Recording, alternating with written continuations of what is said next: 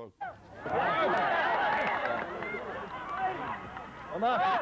er Árni Hermannsson sem hér skorar fyrsta mark leiksins á 31. mínútu. 1-0 fyrir KA. Og þannig var staðan í leikli.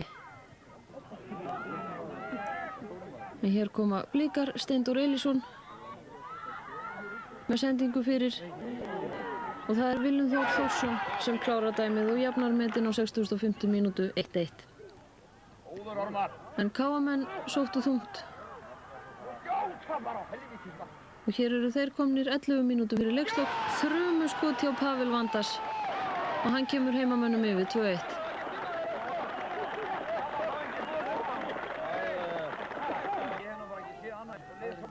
Og enn halda KA-menn áfram að sækja.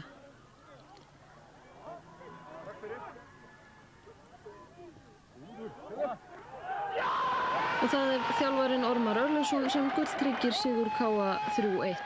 Og það má geta þess að við sýnum